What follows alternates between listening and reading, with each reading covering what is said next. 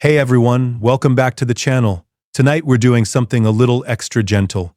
Slow, sleepy Reddit stories with quiet Minecraft in the background to help you drift off to sleep. Story 1. The noisy neighbor who forgot about physics. Hook and theme. I'm living in a small place with thin walls, thin windows, and an even thinner sense of courtesy from the guy next door. He treats his apartment like a party venue, like the kind of club that only plays one song. Wall-shaking bass at maximum volume. The kind of music where you don't just hear the beat, you feel it in your teeth. I'm working early shifts. I need sleep. I'm not asking for silence, just a normal night where my bed feels like a bed and not like the subwoofer at a concert. But every weekend, and then more and more weeknights, the bass starts up. The same thump thump thump that makes my picture frames buzz and my bedside lamp do this tiny, annoyed rattle. This isn't one loud party and then it's over. This story unfolds slowly, over weeks. First it's one late night, then 3 in a row. Then it's just a few friends that somehow lasts until dawn. It's the perfect slow burn kind of situation, the kind that's oddly perfect to listen to while you drift towards sleep, because nothing explodes. It just builds. I try the polite knocks. I try the friendly conversations in the hallway. I try earplugs, white noise, even rearranging my furniture. And still, the vibrations keep coming through the wall like they've paid rent. That's when the story takes a surprisingly nerdy turn. Because if he wants to ignore basic courtesy, I can always enlist basic physics. Resonant frequencies. Objects that shake more at just the right pitch. A bit of harmless, sound-based payback that doesn't break anything, doesn't break the rules, but makes the cause and effect of his late-night music feel a lot more personal. I'm not going to spoil the exact setup yet, but think of it as tuning the world's pettiest instrument. While you watch me calmly build and decorate, you'll hear how a very patient, very sleepy neighbor uses science to create that warm, fuzzy feeling of justice being served. So, welcome back to the channel, and while I start laying down this next row of blocks, let's dive into how bad things had to get before that science project even became an idea. Because none of this started with revenge. It started with someone just trying to get a decent night of sleep in a very ordinary apartment. Our protagonist works early shifts, the kind where your alarm goes off before the sun, and the world is still quiet and blue. At least it's supposed to be quiet. On the other side of their paper-thin wall lives a neighbor who treats every weeknight like it's New Year's Eve. Music thumping, subwoofer pressed right up against the shared bedroom wall so the low vibrations roll through the mattress like distant thunder that never stops. It's not just the music either. There are late-night parties that start at 10 and somehow peak at 2 in the morning. Guests shouting and laughing in the hallway, doors slamming, someone dropping a bottle that shatters, and then arguing about who's going to clean it up. Meanwhile, our poor main character is lying there staring at the ceiling, mentally calculating how many hours of sleep they can salvage if the party magically ended right now. But it doesn't end. Not that night, not the next week, not the next month. We're talking months of broken sleep. They try everything that a reasonable tired person would try. Earplugs that make the higher sounds softer but can't block that deep, chest-level bass. White noise playlists humming away on their phone, a little fan in the corner, even rearranging the bedroom so the bed is as far from the shared wall as possible. It helps a tiny bit, but not enough to feel comfortable. They talk to the neighbor, too. Calm, polite conversations in the hallway. Hey, I've got work at 5, could you keep it down after midnight? The neighbor smiles, nods, gives those fake apologies and promises to keep it down next time. And then the very next night, the music is back, and the bass is somehow louder, like the wall itself is breathing. Here's where the trap really closes. The walls are thin, the lease is ironclad, and moving isn't realistic. Breaking the lease would mean fees they can't afford. First and last month's rent somewhere else? Not happening on their current paycheck. The landlord, when called, just shrugs over the phone. He pays on time and, people are allowed to have a little music. You can almost hear the implied eye roll. So our protagonist drags themselves to work, day after day, running on 3 or 4 hours of sleep. They're snapping at coworkers over tiny things, forgetting simple tasks, watching their health slide downhill in slow motion. Caffeine stops helping. Their mood tanks. They start to feel like the whole system is stacked against anyone who just wants peace. The final straw comes on a Sunday night, right before a brutal double shift. The neighbor announces a huge party, invites spilling into the hallway, speakers dragged even closer to that shared wall. The bass starts up, steady and relentless. Glasses clink, Someone starts singing off-key, and our protagonist just lies there, perfectly still, realizing that nothing is going to change unless they change it. That's the quiet moment where the idea of a very calm, very precise kind of revenge first starts to take shape, the kind that will eventually give us that warm, fuzzy feeling of justice being served and help you drift off to sleep as we build together tonight. So they're lying there in the dark, staring up at that same patch of ceiling, while the bass from the party keeps rolling through the apartment like slow, annoying waves. You know that limbo state where you're too tired to get up but too wired to actually sleep? That's exactly where they are. The music isn't even a song anymore, it's just vibrations, like someone's put their subwoofer directly under the bed. To distract themselves, their brain starts doing that late-night shuffle through random memories, old conversations. A teacher's voice from years ago, a weird ad jingle, anything but the thump thump thump coming through the wall. And in that sleepy mental slideshow, they suddenly land on this one college physics class they barely passed, or maybe it was a YouTube video they watched while procrastinating. It was about resonant frequencies. Now don't worry, we're not going to turn this into a textbook. Grab your favorite blanket, get comfortable, and let's dive into the cozy version. The idea was simple. Everything has a natural way it likes to wiggle. A swing on a playground, a wine glass, even a bridge. If you push or tap it at just the right rhythm, not too fast and not too slow, the movement starts to build. Little pushes add up. That special rhythm is the resonant frequency. They remember an example with a singer holding a note and a glass starting to shake. Not because the note was loud, but because it was exactly the right pitch. The glass didn't care about the rest of the music. It only cared about that one note that matched its favorite way to vibrate.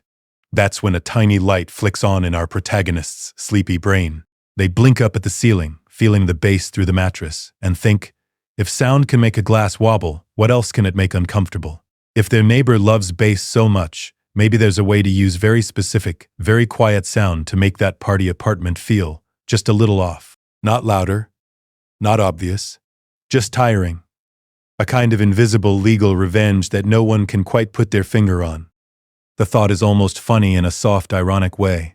Here they are, half asleep, planning science-based revenge instead of counting sheep. But instead of making them more upset, the idea is oddly calming. It feels like control. Like the beginning of that warm, fuzzy feeling of justice being served. They slowly roll onto their side, keeping the room dark, and reach for their phone. Screen brightness all the way down. Search bar open. Small directional speakers. Frequency generator app. Soundproofing versus vibrations. While you're watching the Minecraft character quietly mine through stone, they're quietly mining through search results, piecing together a plan one sleepy keyword at a time. And just as they stumble on a video about using tiny speakers to aim sound like a flashlight, their eyes widen in the glow of the screen, and in that glow the plan finally clicks into place. They're lying there in the dark, phone a little too close to their face, while some quiet tech reviewer whispers about small directional speakers, like it's a secret spell. It almost feels like one of those calm Minecraft tutorials you put on to help you drift off to sleep. Low voice, slow hand movements. No drama, just gentle explanations and soft background music. Our protagonist starts scrolling through forums, reading long threads from people who hate loud music and late-night party noise just as much as they do. They learn that certain low frequencies don't have to be loud to be annoying. They just kind of settle into the walls and become this constant nagging presence. No jump scares, just vibrations that make you restless. They watch another video, this one demonstrating a tiny speaker that can aim sound like a flashlight. The creator tests different tones, quietly explaining that humans feel some of them more than they actually hear them. It's oddly cozy, in a mad scientist way, like redstone in Minecraft. Simple pieces, but if you place them just right, you can build something ridiculous. Okay. They think, I can do this. They find the exact device, small, directional, with an app that lets you pick specific frequencies and set timers. No complicated setup, no scary wiring, just plug, point, and play. They add it to their cart, double-check the reviews, and hit order. Estimated delivery, 3 days. 3 quiet, plodding days. While they wait, they treat their apartment like a survival base. Bedtime becomes prep time. They slide the bed to the opposite wall, away from the shared boundary, the way you might move your Minecraft bed deeper into a cave to feel a little safer. They roll up a towel and tuck it along the baseboard. They hang a thick blanket on their side of the wall, Not full studio soundproofing, just enough to make their own space feel more comfortable, more protected. In Minecraft, maybe you're watching me sort chests right now, moving cobblestone into one box, wood into another, lining everything up so your brain can finally relax. In their real-life bedroom, they're doing the same thing with furniture and fabric, creating a cozy little pocket of calm before the storm. When the package finally arrives, it's almost anticlimactic. Just a small box, light in their hands. They unbox it slowly, like opening a rare loot chest. No big fanfare, just careful, quiet motions. Plug it in. Connect the app. The interface looks simple enough. A slider for frequency, another for volume, and a timer. Here's the pattern interrupt. Instead of cranking it up like a movie villain, they turn it way down. They start testing. First, a gentle low hum at one frequency. They stand by their own bed, barely anything. They walk closer to the shared wall, and the sound thickens, like the air is buzzing just a little. They adjust the angle of the speaker, nudging it millimeter by millimeter, the way you'd adjust a block placement so a build feels just right. They try another frequency, a touch higher. Still quiet, but somehow more insistent. On their side, it's background noise. On the other side, pressed right into that bedroom wall, it's going to be the audio equivalent of a dripping faucet.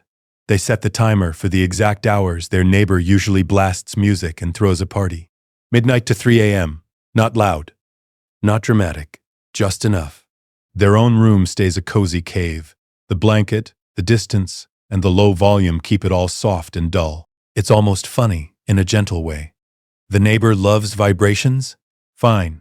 They're about to meet some very polite, very targeted ones. And as our protagonist climbs into their newly arranged bed that night, feeling the room a little quieter, a little more under their control, that warm, fuzzy feeling of justice being served starts to settle in, just as the clock inches toward the first scheduled activation. So there they are, lying in that newly arranged bed, watching the digital clock crawl closer to the party hour, and on our side of the screen we're just quietly placing Minecraft blocks, maybe smoothing out a little path lit with lanterns to help you drift off to sleep. It's that funny contrast again. Cozy pixels here, calculated vibrations there. Right on schedule, the neighbor's music kicks in. Same playlist, same thudding bass, same shout laughing through the apartment walls. But this time, our protagonist doesn't tense up. They just check their phone, see the little timer app, and with this tiny, almost ceremonial tap, the low-frequency sound system hums to life. What's wild is that in their own apartment it doesn't feel like much. A soft pressure in the air, like when you're near a big subwoofer in a movie theater, but the volume's turned way down. Their side of the wall is almost peaceful. They can still hear the distant party, but it's muffled, more like background noise. Comfortable enough that you could absolutely grab your favorite blanket and fall asleep to it. On the other side, though, things start to get weird. The neighbor's bass hits its usual heavy note, and then something new joins in. Glasses in their kitchen cabinet rattle on the offbeats. Picture frames buzz against the drywall. There's this strange hum in the walls that doesn't quite match the song, like the building itself is trying to sing along and can't find the key. Guests notice first. Someone laughs and asks if there's a train under the building now. Another person puts their drink down and watches it shimmy a little across the table with each low note. The neighbor frowns, walks over to their speaker, and turns the volume down. For a moment, the rattling eases, but that underlying vibration is still there, patient and steady. From bed, the protagonist hears the music dip, then creep back up, like a nervous animal testing the air. The rattling returns, a little chorus of annoyed glassware. Music off. Silence. The low-frequency system keeps purring away on its quiet schedule, and the apartment on our protagonist's side stays calm, like when we're just slowly mining in a straight tunnel in Minecraft and letting the rhythm lull you towards sleep. There's no gloating.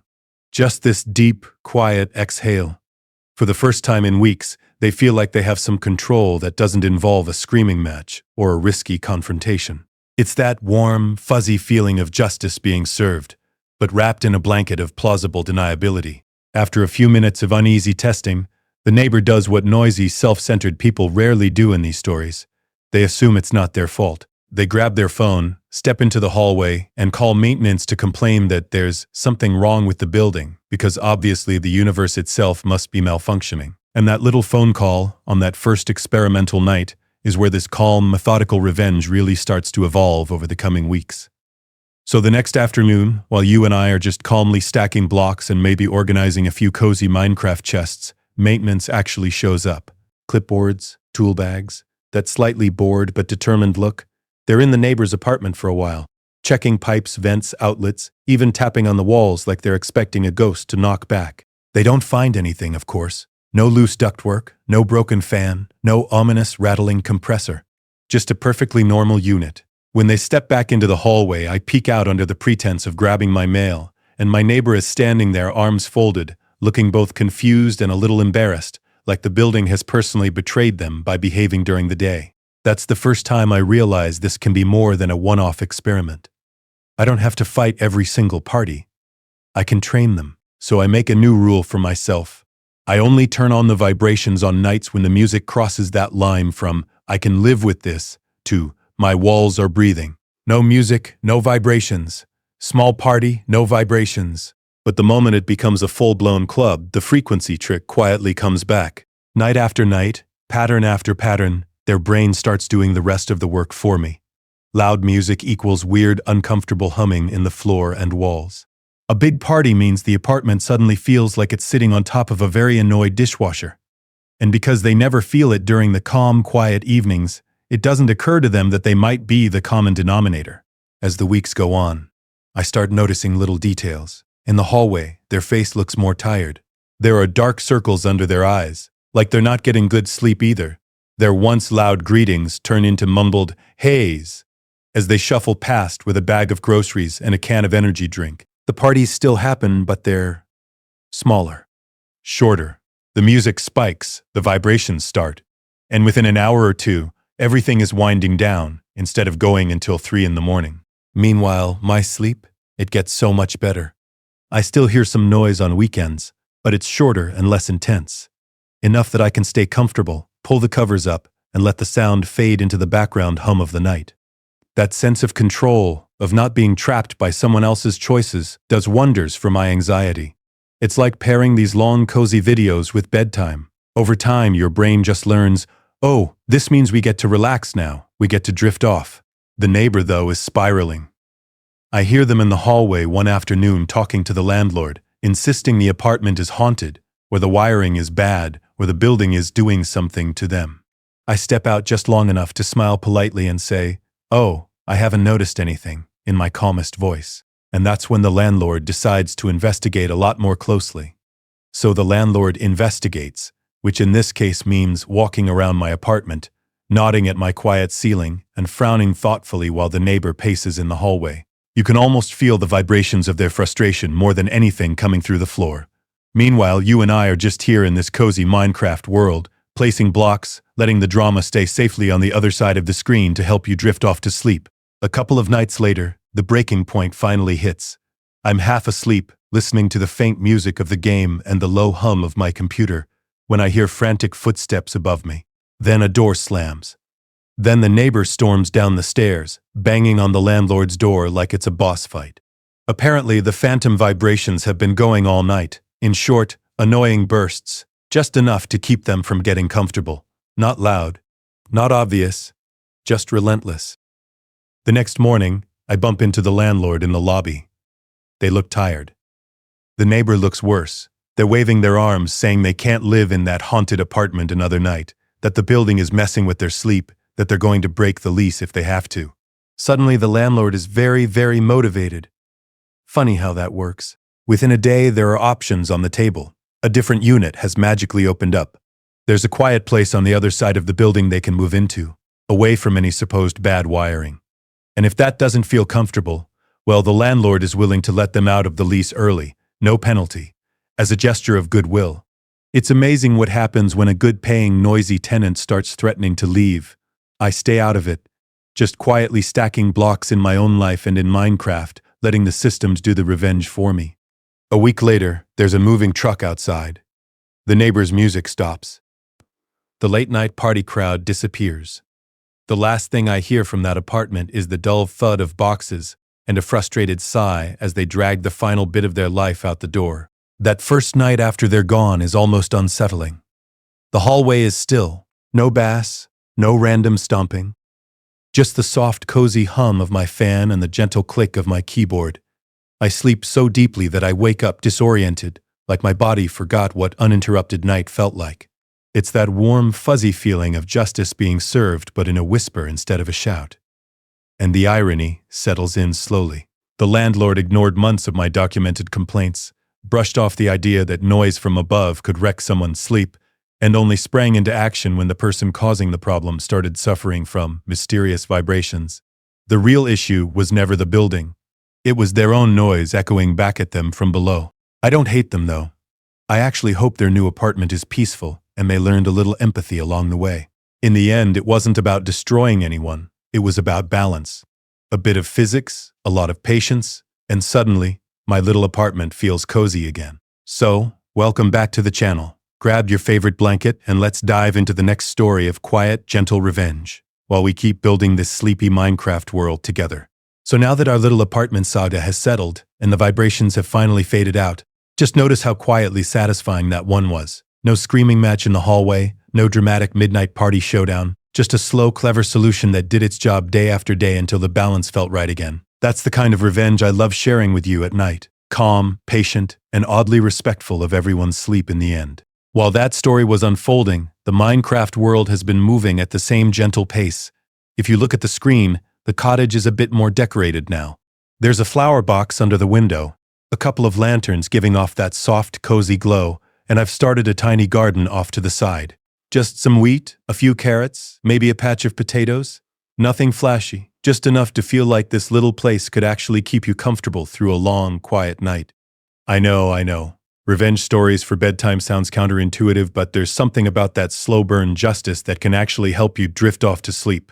It's predictable in the best way. Someone behaves badly, the main character stays patient, makes a plan, and eventually there's that warm, fuzzy feeling of justice being served. It's like narrative white noise for your brain.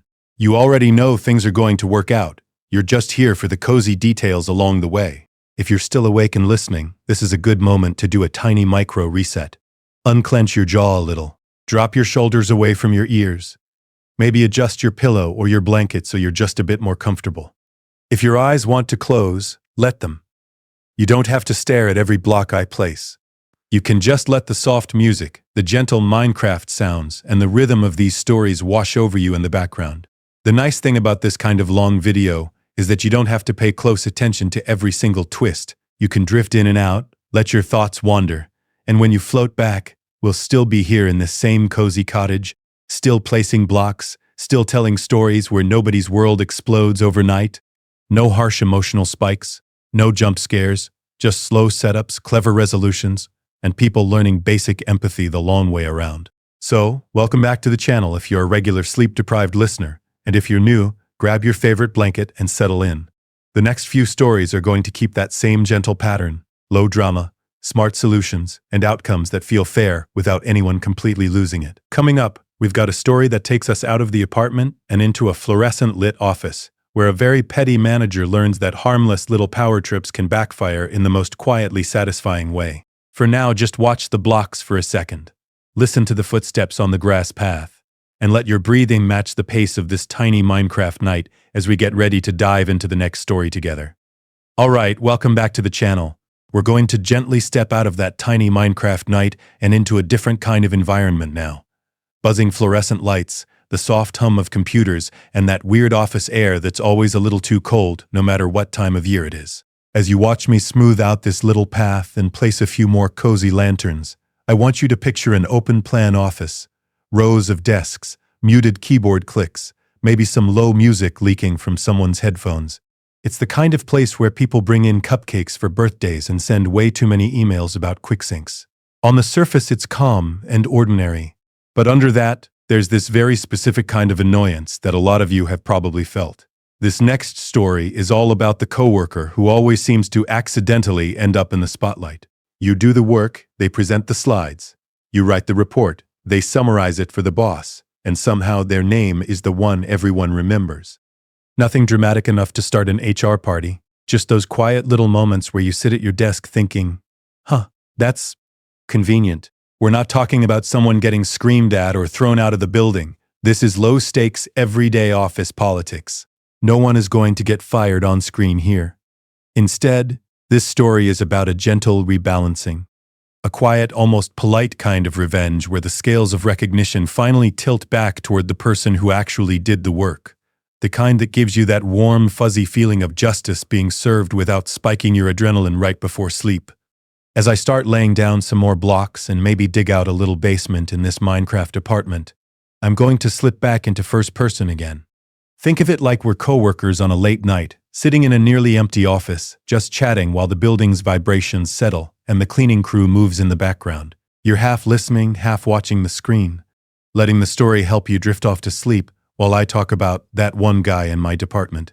In this story, the revenge isn't about punishment. It's about exposure. It's about letting the right people see, clearly and calmly, who is actually carrying the projects and who is just surfing on other people's effort. No yelling, no dramatic confrontations in the hallway. Just careful documentation, a few well-timed emails, and one very satisfying meeting where the truth has nowhere to hide. I'll walk you through how the plan starts with something as simple as saving drafts and tracking edits, how the protagonist quietly builds their case while smiling across the desk at the credit thief. And then, when the perfect moment arrives, there's a meeting that changes the office dynamic in a way that's subtle, but oh so satisfying. For now, keep watching the calm little blocks stack up. Get comfortable, grab your favorite blanket, and imagine the look on that coworker's face when they realize this meeting isn't going the way they expected. Story 2: Endless credit theft and a manager who doesn't notice. Problem setup. So, while that meeting is still in the future, let's drift back a bit and look at how this whole mess actually started. Picture a pretty standard open-plan office, the kind with low gray dividers that don't really divide anything, and a soft, constant hum of computers and air conditioning. Phones buzz occasionally, keyboards tap in this quiet little rhythm, and there's always that faint background music leaking from someone's headphones like distant party vibrations through an apartment wall. My desk sat in the middle of it all, close enough to the manager's glass office that I could see every time they waved someone in for a quick chat. And, almost like clockwork, whenever there was praise being handed out, one coworker would just materialize. You know the type. Never around when the hard work is being done, but always somehow standing there when the compliments start flowing. At first, it was subtle. We'd brainstorm as a team. I'd sketch out the plan, run the numbers, write the draft. Then an email would go out to the manager recapping our progress, except the "our" had somehow shrunk to "I." My coworker would write things like, "I've put together this strategy," or "I've already started implementing my idea," and my name would be buried in the middle of a sentence, if it showed up at all. In meetings, it got worse. We'd sit around the conference table while the projector hummed softly, and my coworker would pull up slides I had built, then say, "So I was thinking we could," as if they'd just woken up with the concept fully formed. I'd chime in with details, trying to sound casual, but it felt like I was just providing color commentary for my own work. Because I'm me, I tried to be polite about it. I looped myself into emails with little lines like, "As we discussed when I drafted the first version," hoping that would gently nudge the story back toward reality.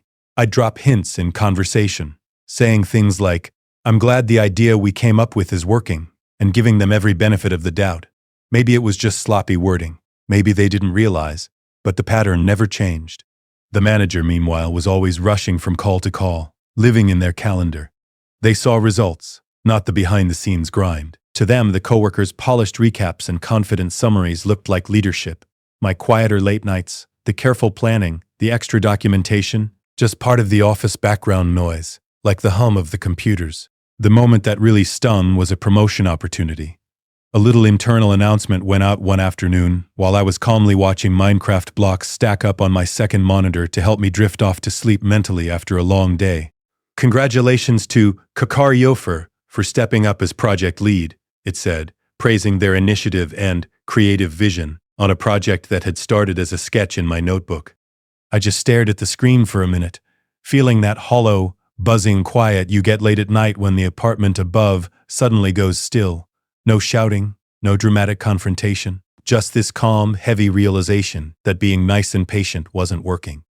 And that's when I started quietly rethinking my approach, planning something that might finally bring that warm, fuzzy feeling of justice being served. Welcome back to the channel, by the way.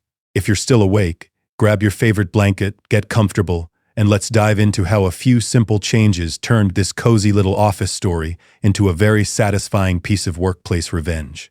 So there I was, sitting in that open-plan office that was supposed to feel like a cozy, collaborative apartment, listening to the soft hum of computers instead of Minecraft music, and I stopped arguing in my head. I stopped rehearsing confrontations. I decided I was done trying to wrestle credit back from my coworker face to face. Instead, I was going to let her own pattern do the talking. I remember opening a fresh notebook and writing one line at the top. No more drama, just receipts. It felt oddly calming, like placing the first block of a quiet little cottage in a brand new Minecraft world. If you're still awake, imagine that feeling. Slow, predictable, almost like those repetitive visuals that help you drift off to sleep. I wasn't planning a war. I was planning visibility. The first change was tiny. Every time I finished a task, I sent a short, calm email to the project alias. Draft V1 of client deck completed. Uploaded to shared folder. No edge, no bitterness. Just professional and clear.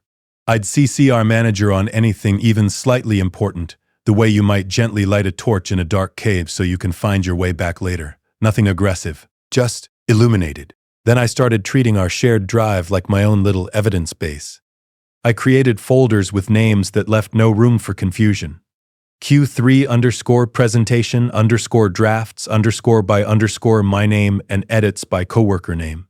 Every file had a version number and my name in the title when I touched it. I turned on version history for our documents and quietly learned how to see timestamps and authors, like checking who actually placed which block in a long Minecraft build.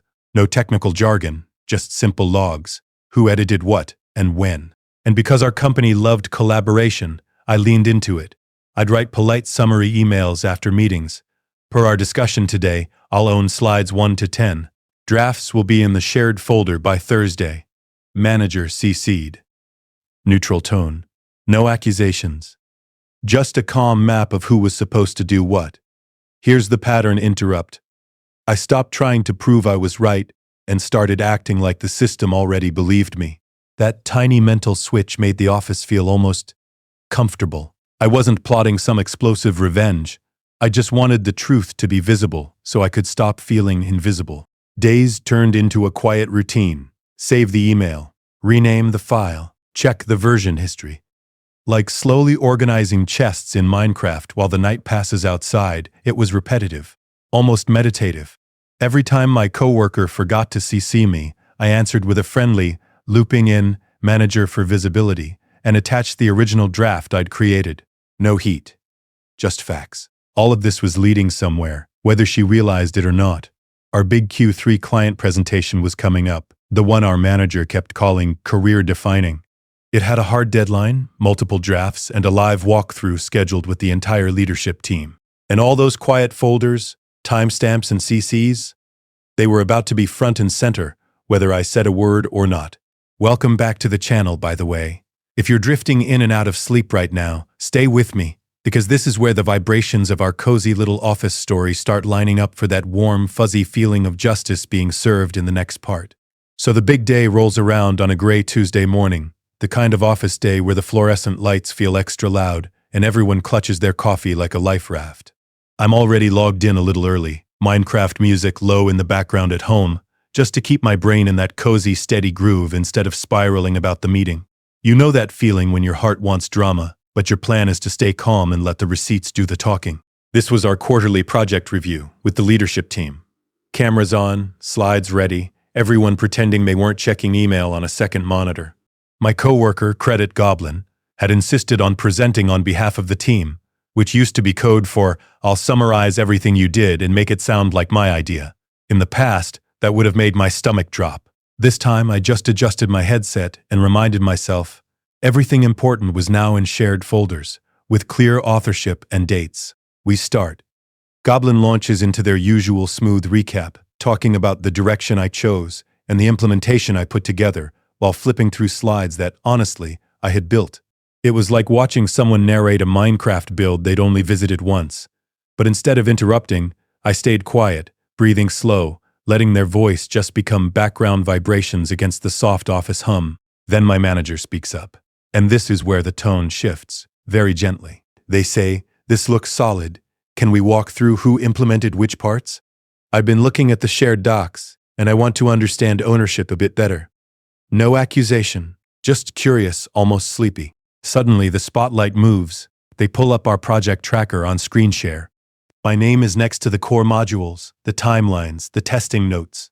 Each item is a neat little signpost, written by me, commented on by me, emailed by me. The manager clicks into one of the design docs and says, "So, OP, you wrote this spec, right? Can you talk us through your thinking here?" That's my quiet, satisfying moment. In a neutral tone, like we're just talking about cozy Minecraft-based layouts, I say, "Sure, if you open the design document, phase 2_implementation_OP, you can see the breakdown I wrote. It's also in the email thread from March 3rd where I outline the steps. No edge, no revenge speech, just gently pointing to the receipts." On camera, I watch Goblin's face do this tiny flicker. Not a meltdown, just a slow blink, a tight little smile that doesn't reach their eyes, the realization settling in that the pattern isn't invisible anymore. Every time my manager asks, "Who handled this part?" the answer, according to the documents they're literally looking at, is me. By the end of the meeting, my manager is saying things like, "Great work, OP. Your documentation made this really easy to follow. And next time, OP should probably lead the presentation on their sections." It's calm, but it lands. After that day, Goblin still joins meetings, but they suddenly become very careful to say "we" instead of "I." And they start looping me in before they speak for the project. It's not a dramatic office party showdown. It's quieter, almost like watching night settle over a Minecraft village. But that's where the real, warm, fuzzy feeling of justice being served lives, in the subtle shift where the system finally sees you. And in the next part, we'll talk about how that shift changed my day-to-day in the apartment-like maze of our open office, and how you can build that same kind of calm armor for yourself. So grab your favorite blanket, welcome back to the channel if you're resurfacing from a micro nap, and let's dive into how the aftermath played out in the long run to help you drift off to sleep. So grab your favorite blanket again, settle into whatever cozy spot you've claimed for the night, and just notice how different the office feels now that everything's out in the open. No shouting, no dramatic walkouts, no movie-style confrontation. Just facts, lined up neatly, like little rows of torches lighting a safe path through a dark Minecraft cave. That's the thing about this kind of revenge. It isn't the loud, chaotic kind you'd see at a wild party in a cramped apartment with bass vibrations rattling the windows. It's soft justice. The most effective move here was simply letting the truth be clearly documented and calmly presented. No need to yell when the emails, the timestamps, and the project logs are quietly doing all the talking for you. And our protagonist doesn't spin around afterward and start gloating. There's no victory lap, no bragging in the group chat. What they feel instead is this gentle, quiet relief. For the first time in a long time, they feel seen. Their work is acknowledged. Their anxiety about the future in the company eases up, and the office suddenly feels a little more breathable. Like when you finally finish clearing out that overstuffed chest in Minecraft and realize you can actually find things again. Speaking of chests, while I'm talking, you might notice on screen that I'm just calmly sorting items into labeled boxes. Cobblestone here, wood there, random mob drops in their own little corner. It's not flashy, but it's satisfying. This is our visual metaphor for what just happened at work. All the messy, confusing behavior got sorted, labeled, and put in its proper place.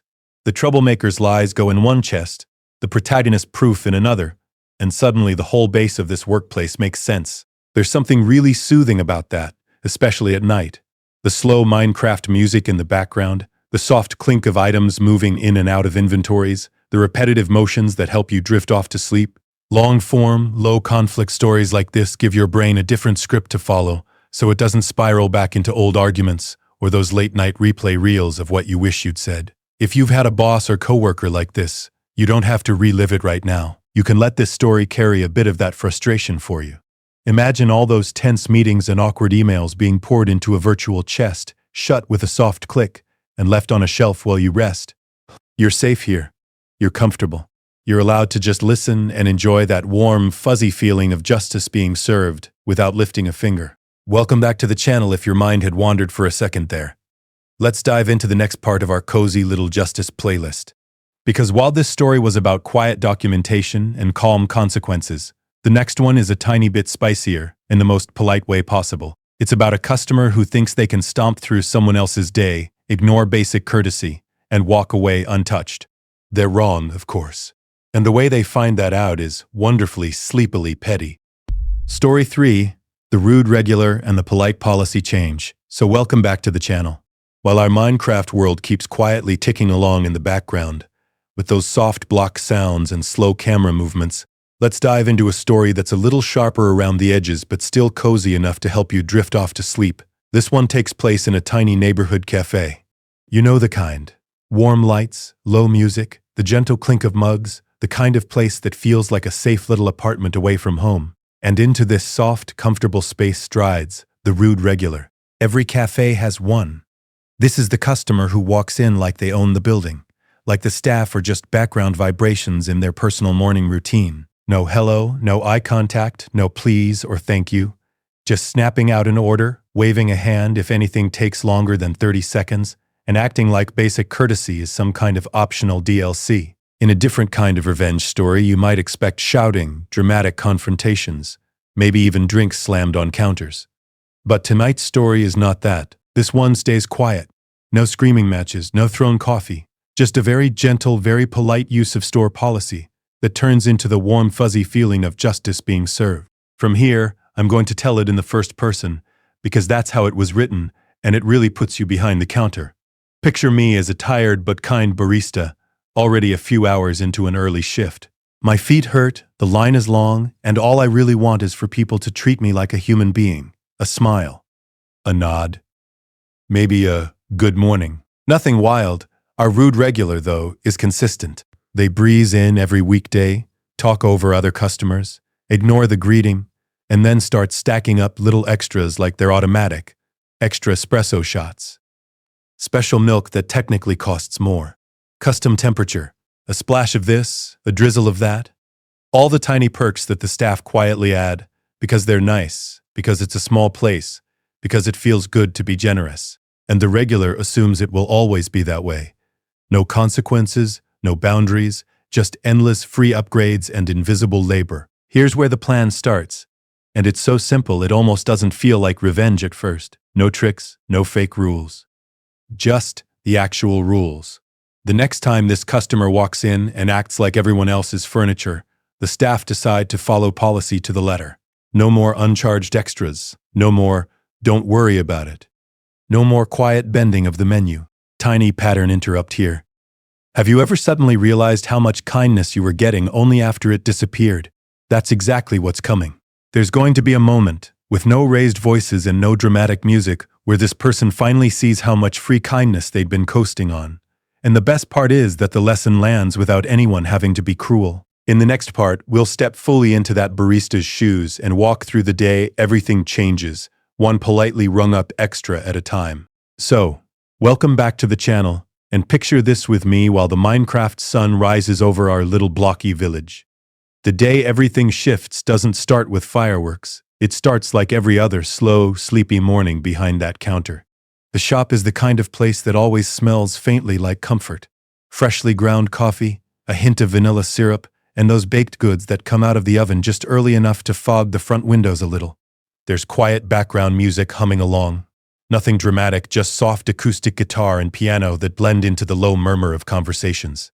Outside, the street is waking up, but inside it's this cozy bubble where people come to feel human before work. The steady flow of customers becomes its own rhythm, like gentle vibrations under everything you do. Into that calm he walks, every single day. The rude regular. He never just steps up and waits. He snaps his fingers, sharp little cracks that cut through the music and make everyone's shoulders tense. Half the time he's on his phone too, talking loudly about some office drama in his apartment building or a work party he's too important to skip, barely glancing at the person taking his order. He never orders from the menu. He orders from his imagination. Extra hot, half this, double that, but not like last time. And then he'll toss in something that doesn't exist, like a drink he swears we used to make, even though nobody's ever heard of it. No please, no thank you. Just a huff if you ask a clarifying question, and an eye roll if you ring up the extra syrup, he demanded. At first, all of us leaned hard into kindness. I'd smile wider, speak softer, even throw in the occasional free flavor shot, hoping that if we were just a little extra gentle, he'd mirror it back. Other baristas would remember his order ahead of time, have his cup halfway ready before he reached the register. We thought, maybe he's stressed, maybe he'll soften once he realizes this is a safe, comfortable place. Instead, the opposite happened. The more he got away with, the more entitled he became. If his drink took more than 2 minutes, he'd tap his watch. If a new person didn't know his usual, he'd sigh dramatically and start dictating it like we were wasting his precious sleep. I kept telling myself I didn't want to be petty. This was just one customer, right? But I started to dread the exact 5-minute window he usually walked in. My stomach would knot when the door chimed, and I'd scan the line hoping it wasn't him. It's wild how one person can turn a cozy morning ritual into something you brace yourself for. The breaking point is small, but it hits hard. A new hire is on register, hands shaking just a bit, still learning buttons and recipes. The rude regular snaps his fingers in her face and says, "Is there someone competent here, or do I have to make it myself?" The color drains from her cheeks. She stammers an apology for a mistake she hasn't even made yet. In that quiet, with the soft music still playing and the espresso machine humming, I feel something settle instead of flare. No shouting, no dramatic scene. Just a calm decision. From this night on, I'm done going above and beyond for someone who clearly doesn't value it. And that choice is exactly what sets up the most peaceful, policy-perfect revenge. In the next part, we'll walk through how simply following the rules, one tiny step at a time, turns his daily disrespect into his own personal wake-up call. So that's where we left it. One calm decision, no more extra magic for Mr. Rude Regular. While my Minecraft character is just quietly placing blocks and smoothing out the edges of our cozy little base, I'm doing the same thing in real life with this guy's coffee routine. Tiny adjustments, nothing dramatic, just policy. Here's the thing I realized, and if you've ever worked in retail or food service, you'll feel this in your bones. The written rules in our store are actually pretty simple, but wrapped around those rules is this huge cushion of discretion. Extra pumps of syrup if someone looks like they've had a long night. A free splash of oat milk when they misjudge their order. Off-menu customizations, little discounts when the register allows it. Refills that technically aren't free but no one's going to fight over. All of that, optional courtesies. Not guaranteed rights. And our rude regular had been living like they were guaranteed. For months I'd been tossing in an extra espresso shot here, a free flavor there, using my little powers to make his complicated drink cheaper and stronger because I wanted to keep the peace. That night, after he snapped at me one time too many, I quietly decided he was officially a by-the-book customer. From then on, he got exactly what the receipt said. No more "don't worry about it" when he forgot his wallet last week. No more "I'll just ring this as a regular coffee, it's cheaper that way." If he wanted 3 extra shots and 2 flavors, I rang every single one, calmly, politely, while the soft Minecraft music in my headphones and the gentle block sounds felt like background vibrations keeping me comfortable. The next morning, he tried it. "Can you just top this off? You guys always do."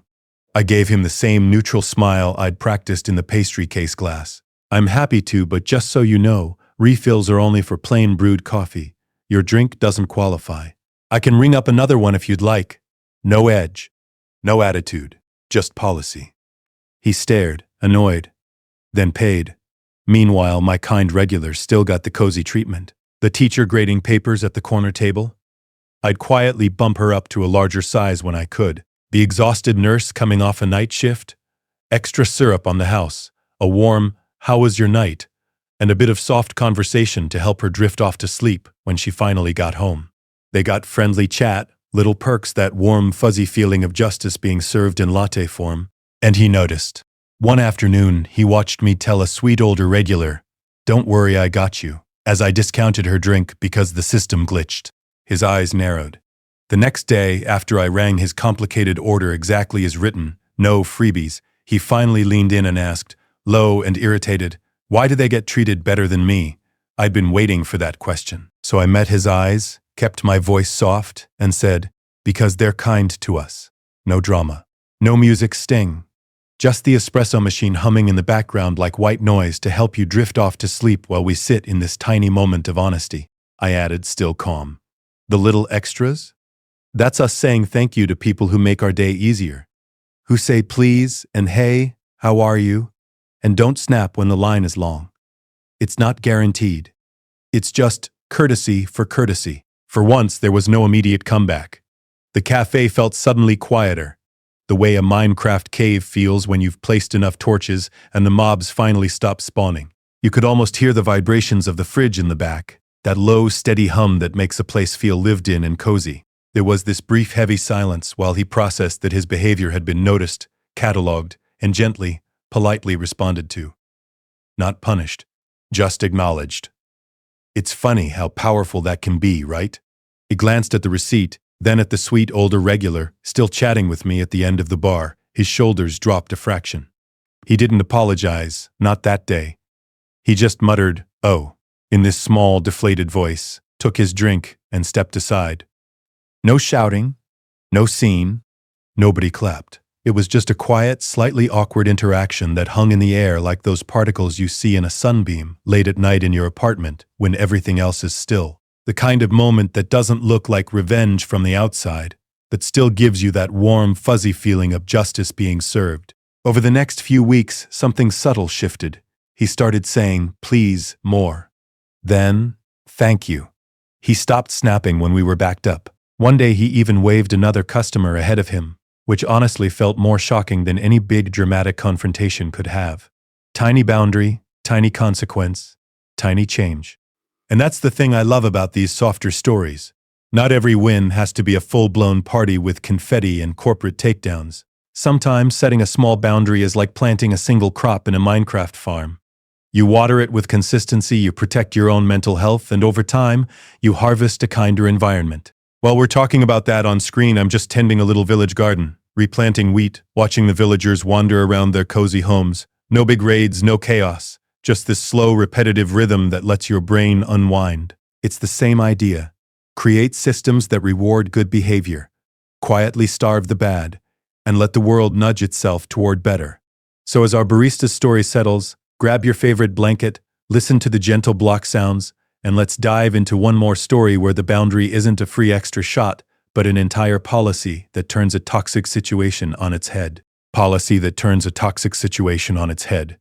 Before we jump into that, I want to take a tiny, gentle pause with you. We've been in the thick of emails and evidence and that warm, fuzzy feeling of justice being served. So for a minute, shift your attention fully to the Minecraft world on screen.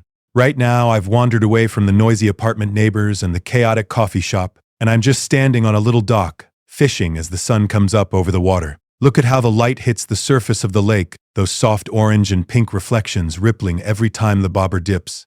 The music is low, the block sounds are quiet, and there's nothing urgent happening. No mobs, no boss fights. Just that slow, repetitive cast and reel that your brain can predict before it even happens. This kind of simple, looping visual is actually amazing at helping your mind settle, because there's nothing to solve, nothing to fix, just calm, cozy vibrations on the screen. While we're here, do a tiny check-in with yourself. Don't overthink it. Just notice your shoulders for a second. Are they creeping up towards your ears a little? If they are, let them drop a centimeter. Not a full meditation, no pressure, just a micro-adjustment. Same with your jaw. If you catch your teeth pressed together, see if you can let them float apart, like you're about to sigh, but you're too sleepy to commit. If your mind wandered during the last story, or you realized you kind of zoned out halfway through the barista's plan, that is completely fine. These videos are built for that. I know, revenge stories for bedtime sounds counterintuitive, but there's something oddly comforting about knowing the good documentation wins, even if you miss half the details because you're drifting. You don't have to keep up with every twist to let this help you drift off to sleep.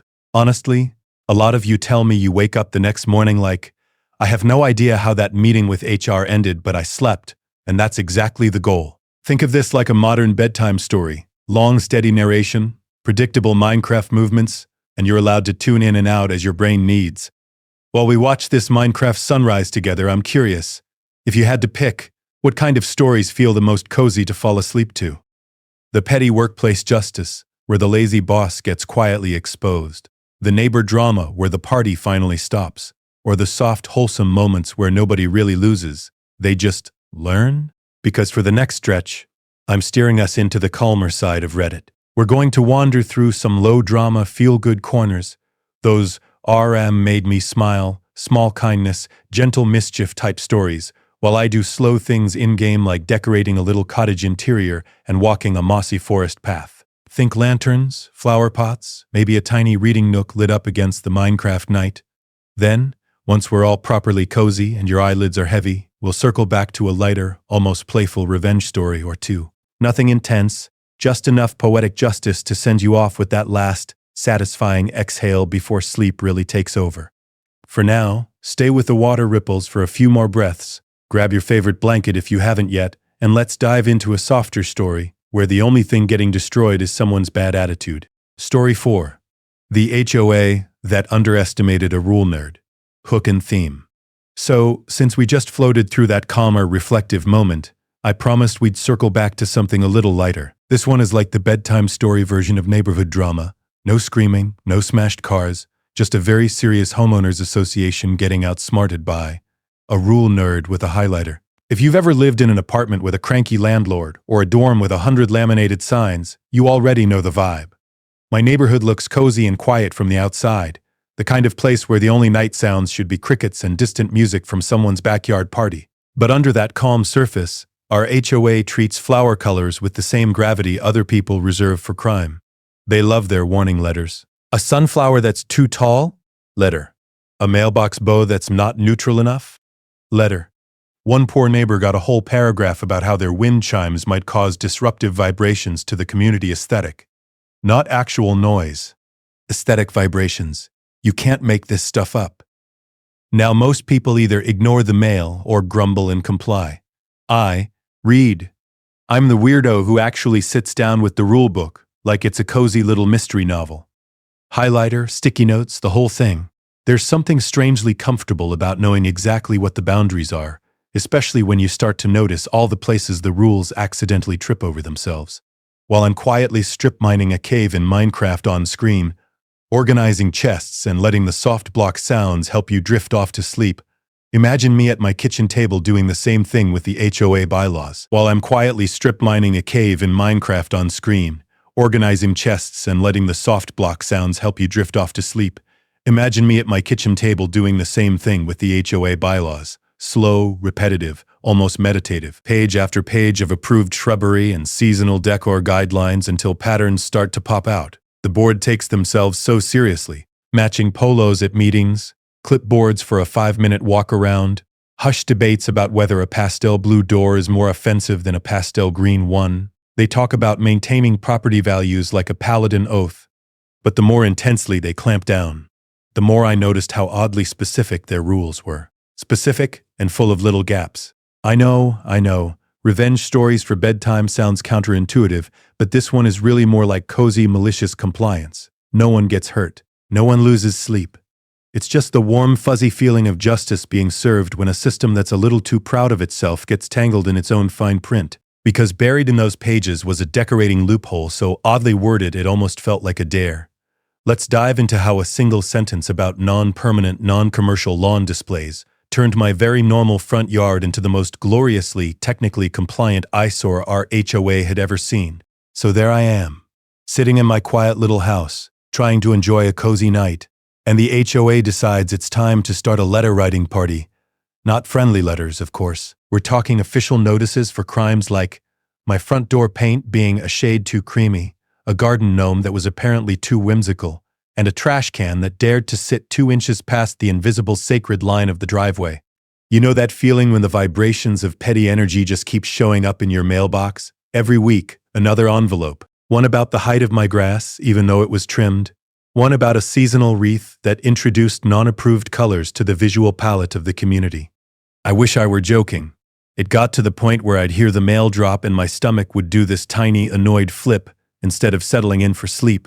Now, a lot of people would have blown up at that point, but I didn't. I made some tea, put on some soft music, and decided if they loved rules this much, I was gonna love them even more. Welcome back to the channel, by the way. Grab your favorite blanket because this is where the revenge starts to get pleasantly nerdy. I pulled out the HOA handbook, the same one I'd tossed in a drawer when I moved into the apartment-style townhouse, and I actually sat down to read it, line by line, highlighter in hand. It was like doing peaceful Minecraft mining but for loopholes. Every sentence was another block I could chip away at. They had pages on approved trash can dimensions, but not a single mention of color. They banned decorative animal statues exceeding 18 inches, but said nothing about abstract human figures. They were extremely strict about non-permanent, non-commercial lawn displays being allowed only within a certain footprint. But they never once said those displays couldn't be text, or that the text couldn't be a giant, lovingly painted quote from their own handbook. It was all oddly specific in the wrong places and completely silent in the spots that actually mattered. Somewhere around page 30, a very calm, very cozy idea settled in. If they wanted compliance, I would give them compliance so literal it would sing them a lullaby at night. I started sketching out a yard redesign that followed every single measurement to the inch, every setback, every height limit, but did it in the loudest possible way. Think a perfectly sized, rule-compliant sign, right in the middle of my tiny front yard, with the exact handbook section about non-permanent, non-commercial lawn displays, painted in big, tasteful letters. Here's the pattern interrupt. I wasn't trying to break the rules at all. I was trying to obey them so completely that the absurdity became the decoration. Once I had my measurements, I filled out their official modification request forms. I attached neat little sketches, referenced the exact clauses, and highlighted where my design matched their own words. I dropped the packet off knowing that unless they rewrote the very rules they were obsessed with, they technically couldn't say no. And that's where things started to get really fun for me, and really uncomfortable for them. So a couple of quiet weeks go by, and while we wait, welcome back to the channel if you've been here before. The Minecraft music is soft in the background. The little blocky vibrations of my pickaxe are steady, and you can almost feel the calm settling in while this very silly little revenge starts to bloom. The approval came in on a bland, one-line email. No commentary, no emojis, just a dry, "Your modification request is approved." That's when I got to work. I hired a contractor and put in a perfectly regulation height fence, exactly the number of inches they specified, no more, no less. But the color? A blazing, neon, legally approved shade that looked like a highlighter pen had decided to move into the neighborhood. The first morning it was up, my neighbors came outside with their coffee and just stared. Then the smile started. One guy from 3 houses down walked his dog past my place twice, clearly just to get another look. A couple across the street gave me a thumbs up and said, "That's one way to make a point." The whole street suddenly felt like a cozy little audience watching an unspoken comedy show. The HOA board members, though, were not laughing. You could feel the annoyance from their side of the cul-de-sac, like low, grumpy vibrations in the air. They did their little walk-by inspections, clipboards in hand, squinting at the fence, measuring every post. And every single time I stood there with a printed copy of their own rules, highlighting the exact clauses that said my fence, and yes, even that outrageous color, were completely allowed. They finally called a special HOA meeting. Picture this. I'm sitting in a metal folding chair in a bland room, fluorescent lights humming, and they're all huddled around a table, debating whether they should change the paint color rules and fence guidelines. One board member pointed out very seriously that if they banned my color, they'd also have to ban half the pastel doors and bright shutters other homeowners had. Another realized that tightening the fence rules would mean several current fences would suddenly be violations. You could see the moment they understood they'd painted themselves into a corner with their own obsession. Any change strict enough to get me would cause a mini rebellion from the rest of the neighborhood. So, after a long, tense pause, they quietly moved on to other business. No new rules. No more letters. Over the next few weeks, the petty notices just stopped. The board still existed, but the nitpicking faded away. My apartment stayed peaceful, my sleep got better, and the fence just stood there, glowing softly in the evening light like a tiny monument to literalism. Sometimes the best revenge is just being exactly as literal as the rules allow, and then letting the absurdity speak for itself. It leaves you with that warm, fuzzy feeling of justice being served without ever raising your voice. So as I place a few more cozy blocks in this Minecraft world to help you drift off to sleep, let's dive into our next story, where the rulebook ends up backfiring in a completely different way. So as the rulebook closes on that last story, I'm placing a few more calm blocks here, letting the Minecraft music hum in the background and lining up our next little tale. This one is a lot softer, more of a cozy domestic annoyance than a full-on battle. But the revenge is still just petty enough to give you that warm, fuzzy feeling of justice being served. Welcome back to the channel, and if you haven't already, grab your favorite blanket, let your shoulders drop, and just listen. We're heading into a quiet apartment now, not a courtroom or an office, just a place where two roommates are supposed to share space, share chores, and share a sink that, in theory, has a bottom. In practice, my sink did not have a bottom. At least, it didn't look like it. I'm shifting my little Minecraft character into a cozy kitchen build as I tell you this, because in real life, my own kitchen felt like a survival world on hard mode. My roommate had this magical talent. They could use every single dish in the apartment in a single day, stack them in the sink like a modern art installation, and then somehow convince themselves they'd get to it later. Later never came.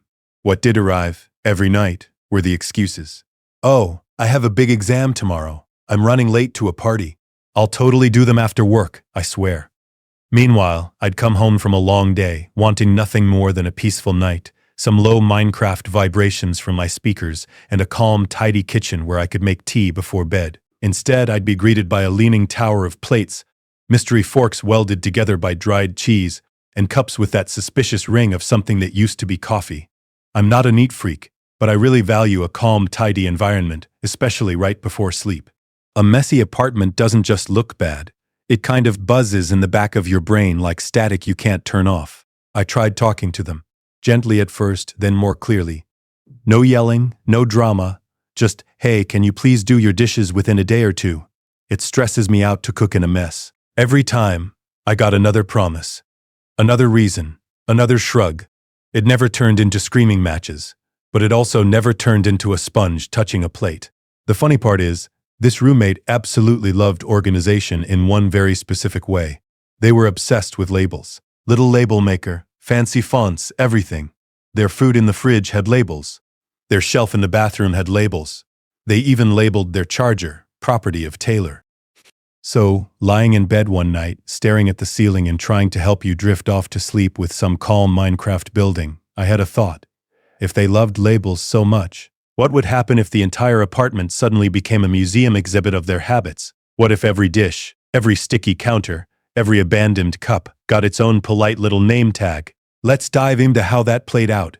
Because once the labeling started, it became impossible for my roommate to pretend those dishes weren't theirs. So, welcome back to the channel. And if you've still got the Minecraft music humming softly in the background, this is a good moment to just breathe and settle in. Grab your favorite blanket, let your shoulders drop, and let's dive into this mountain of mugs situation that turned my cozy little apartment into a permanent dish disaster zone. On a normal day, my kitchen looked like a mug-themed art installation gone wrong. The sink was always stacked with cups in layers, like geological strata of old tea, coffee, and that mysterious "I'll wash it later" smoothie. The counters were vaguely sticky, with little coffee rings and dried splashes that caught the light like sad constellations. My roommate's line was always the same. "I'll get to it later." Later never actually existed. It was like Narnia, but for chores. At first I tried to be reasonable. I made a cute little chore chart, color-coded, almost as organized as a labeled Minecraft chest room. I put it on the fridge, thinking, okay, we're adults, we can do this. I tried polite reminders. Hey, could you grab your mugs tonight? I need the sink. I even went through a phase where I did extra cleaning myself, hoping the clean slate would inspire them. I'd scrub everything until the kitchen felt comfortable and calm again. And by the next night, the same pile of mugs was back, like they'd respawned. There's something strangely similar between watching slow Minecraft building and watching a mess accumulate. One is soothing and predictable. The other is also predictable, just in a much less cozy way. No matter how many times I reset the space, the clutter and sticky vibrations of that mess crept back in. The final straw came on a long, draining night.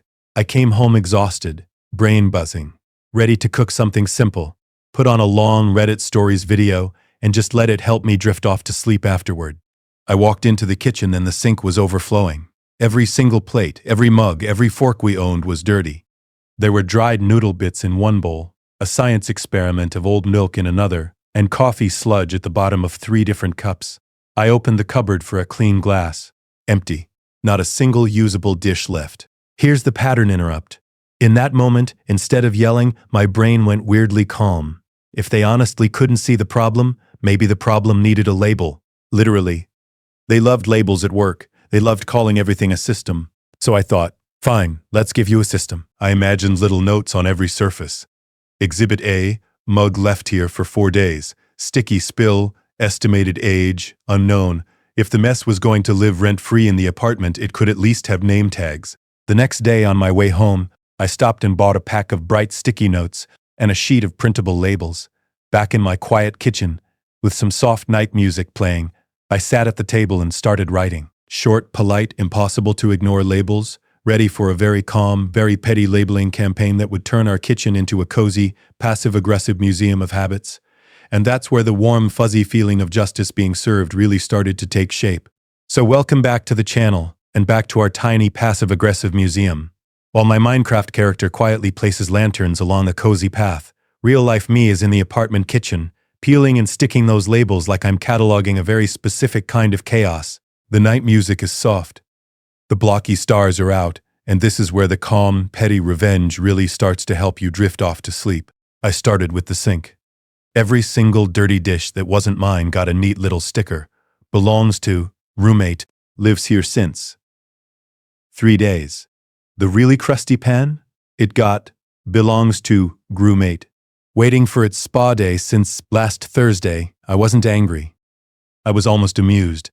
The way you get when you're sorting items into Minecraft chests and finally labeling everything so the clutter can't hide anymore. Then I moved to the counters.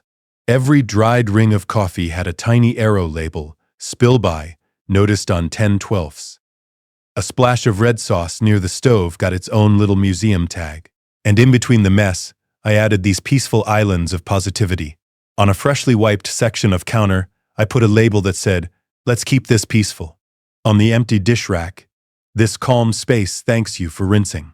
It turned the kitchen into a visual map of cause and effect. I never raised my voice. I didn't send a long text or leave a dramatic note on the fridge. I just let the labels sit there, like subtitles under every bad habit. The visual clutter of stickers mirrored the clutter of dishes so perfectly that even walking into the room felt different. You know how repetitive Minecraft building slowly quiets your brain? This was the opposite for my roommate. Every label was a gentle ping on their awareness. Day 1, they were annoyed. I heard a muttered, "Seriously?" and a couple of labels got peeled halfway off. But not all of them. Day 2, they had a friend over for a quick pre-party drink. The friend walked into the kitchen, read one of the belongs to Pia notes on a moldy mug and laughed. That second-hand embarrassment hit harder than anything I could have said. By day 3, something shifted. I came home to find the sink actually empty. The dishwasher was running, the counters were wiped. There were still a few labels hanging around, but now they looked almost ceremonial, like little reminders in a cozy base you finally organized. My roommate quietly came up to me that night and said, "Okay, point made. I'm sorry." No argument, just a soft, slightly sheepish apology. After that, the change stuck. They started rinsing dishes right away, loading the dishwasher without being asked, even doing that little extra wipe around the faucet that makes everything feel more comfortable and calm. The vibrations in the apartment shifted from low-level resentment to something a lot closer to peace. And that's the thing I love about this kind of petty creativity. Sometimes people really do need a mirror held up to their habits. But the mirror doesn't have to be loud. It can be labels, or a log, or quiet documentation. The same way our Minecraft world slowly reflects the care we put into it. A little bit of clever, low-drama revenge can protect your peace without turning the night into a fight. And that warm, fuzzy feeling of justice being served is exactly the kind of energy I want you to fall asleep to as we head into the next story. And that warm, fuzzy feeling of justice being served isn't just satisfying, it's actually doing a little quiet job in the background of your brain. When you've got a long, slow story to follow, your mind finally has something gentle to hold on to, instead of chasing every intrusive thought that tries to crash the party. It's like giving your brain a cozy side quest so it stops speedrunning anxiety. Welcome back to the channel if you've drifted in and out a few times already tonight. That's kind of the point. These longer, low-conflict stories are designed so you don't have to cling to every detail. Your mind can wander, come back for the next bit of revenge or resolution, and then wander off again. Instead of spiraling about work or that awkward conversation in your apartment hallway 3 years ago, it's just, "Oh right, we're still here," listening to someone slowly get their calm payback. Meanwhile on screen, the Minecraft world is doing its own version of a lullaby. Slow building, repetitive mining, organizing chests, replanting crops, none of it is flashy. You can almost feel the soft vibrations of each block, break, and placement, like a quiet rhythm in the background. That predictability is on purpose. When your eyes have something simple and repetitive to rest on, it lowers that itch to doom scroll, to check one more notification, to chase one more bit of late-night drama. Think of it like this. Your brain loves patterns. When it sees me slowly decorating a cottage or calmly mining in a straight line and hears a steady story with no jump scares, it starts to recognize, oh, this is the bedtime thing. Over time, that combo of visuals, music, and narration becomes a cue to help you drift off to sleep. A lot of you have told me you start these videos wide awake and then wake up hours later, phone on the nightstand, Minecraft character still fishing at sunrise. And while I'm talking, notice how your breathing might have quietly matched the pace of my voice. When the narration is soft and steady, your body tends to follow along. Your heart rate eases down a little, your shoulders drop, your jaw unclenches.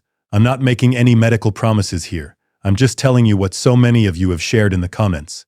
This style of storytelling helps you feel more comfortable in your own body as the night goes on. Here's the important part. You do not have to keep up. You don't need to remember every username, every petty detail, every twist. Your only job right now is to lie there. Maybe grab your favorite blanket, let the blocky scenery and the stories wash over you, and let your body handle the winding down on its own. If you miss a paragraph, that's fine. If you fall asleep in the middle of a sentence, that's a win. And as you're drifting, I'm going to keep things smooth. The next stretch of stories is going to be a mix of wholesome wins and very mild revenge. The kind where the stakes are low, the outcomes are satisfying, and nobody's stress level spikes. Think tiny work victories, neighbor nonsense that ends peacefully, and just enough poetic justice to keep that cozy, warm, fuzzy feeling of justice being served going as the night gets deeper. Let's dive into the next one and see whose quiet little plan pays off next. Speaking of tiny, wholesome wins, let's shift into a kind of revenge that's painfully familiar for a lot of us. The cursed group project. You know the one I mean. It's late at night, you're exhausted, and while the Minecraft music is soft and the blocky landscape is calm, your brain suddenly remembers that one person who did absolutely nothing and still floated off with an A. So, welcome back to the channel, and grab your favorite blanket if you haven't already. While I quietly terraform this little valley and make our Minecraft base extra cozy, I'm going to tell you about the time I stopped being the group project doormat without raising my voice, starting a party-level argument, or causing any dramatic classroom vibrations. This one is all about letting the rubric do the talking. By the time this story happened, I was tired. Every semester it felt like I was the one holding the whole apartment of a project together. I cared about my grades, I cared about my work, and I tried to be that reliable teammate. But there's only so many nights you can stay up past midnight, watching other people forget deadlines before something inside you just quietly snaps. In this class, we were assigned a big final project. Research, slides, written report, the whole thing. 4 people in my group. 3 of us immediately started a shared document, color-coded sections, and scheduled video calls. And then there was our 4th member. I'll call him Ghost. Ghost joined the group chat once, said, "Sounds good," and then basically evaporated for the rest of the project. I remember sitting at my desk late at night, Minecraft ambience in the background to help me drift off to sleep between study sessions. Cursor blinking in that shared doc. I was writing the introduction, refining the conclusion, fixing citations, and quietly watching Ghost's name stay stubbornly gray. No edits, no comments, nothing. Just that familiar simmering resentment of doing more than your share, again. But this time, instead of planning some wild revenge, I decided to use something much calmer, the grading system itself. The professor had given us a very detailed rubric and, more importantly, a requirement that we document who did what. Individual contribution logs, task breakdown, attachments with edit histories. It was basically a built-in justice machine, if we used it right. So we made the division of labor crystal clear. Each person had specific slides, a section of the paper, and their name written right at the top of their part. We kept a neat little log. Date, task, who completed it. The shared document tracked every keystroke. No drama in the group chat, no angry messages, just calm reminders and very visible gaps where Ghost's work should have been. I'll walk you through exactly how that played out, and how satisfying it was to watch the rubric quietly expose him in the next part of the story. Story 6. Dividing tasks and letting silence speak. Set up, plan, and payoff. So there we were, cozy in our little computer lab, fluorescent lights humming like low Minecraft music in the background, about to lock this group project into place. I'd already decided I was not doing another semester of group work chaos, so I opened a shared document, took a breath, and said, "Okay, let's write everything down so it's fair." Welcome back to the channel, by the way. Grab your favorite blanket and picture this like we're labeling chests in a calm little storage room. We went around the table. Slide 1, intro, that's me. Research section, that's Sarah. Data analysis, that's Mark. Conclusion, that's Ghost. I typed each name next to each task, nice and neat, with due dates. Then, this was the important part. We emailed the doc to our teacher, right there in the room. No drama, no accusations. Just, here are our agreed responsibilities, attached for reference.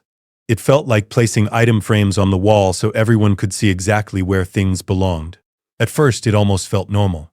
We had our quiet meetings, either in the library or in a nearly empty classroom that had the same sleepy afternoon vibrations as a Minecraft village at dusk. The rest of us showed up, laptops open, slowly filling our sections. Every time, Ghost had a reason. Overslept. Family thing. Bad Wi-Fi at his apartment. You know the script. But the pattern never changed. He missed meetings. He didn't upload drafts. Our shared document turned into a very calm, very undeniable record. 3 sections gradually turning green as we finished, and one lonely empty patch where his part was supposed to be. No angry messages, just soft nudges. Hey, your section is still blank, due Friday. The real turning point came the night before the deadline. We hopped on one last call, checked every slide, and there it was. Intro, research, analysis, then a title slide that just said, Conclusion, assigned to Ghost's name not submitted. I remember saying, in the same tone I use here to help you drift off to sleep, "We're not filling this in for him this time." Everyone quietly agreed. It felt strangely peaceful, like deciding not to mime through the night and just watching the moon instead. We submitted exactly what we had. No extra cover page, no secret patching. The teacher pulled the file up in class. She scrolled. She paused at that empty conclusion and read the little note out loud. The room went very still, the way a Minecraft cave goes silent right before you hear a single drip of water. After class, she called us up one by one. Calm questions. Who did what? Any issues meeting deadlines? Because we documented everything from day one, our answers matched the timestamps. She nodded, thanked us, and later posted grades individually. We all scored high. Ghost did not. There was no shouting, no revenge party, just that warm, fuzzy feeling of justice being served by the exact system he'd been counting on to hide in. And the quiet part? That was the most satisfying. We didn't have to drag him. His own choices did that. I think there's a gentle kind of fairness in letting natural consequences unfold. Sometimes the kindest thing you can do for yourself is to stop cushioning other people from the lives they're actively choosing. It's like finally closing your laptop at night instead of doing just one more favor for someone who wouldn't do the same for you. But Ghost wasn't done yet, because when he saw that grade and realized we hadn't saved him this time, he decided to escalate in a way that forced us to use that document in a much bigger, much more public way. Story 7: The Office Fridge Thief and the Spicy Surprise, hook and theme. So while Ghost is busy digging his own academic grave, I want to shift us into something a little lighter, a little cozier. Think of it as a palate cleanser revenge, the kind that still gives you that warm, fuzzy feeling of justice being served without raising your heart rate right before bed. Hey everyone, welcome back to the channel.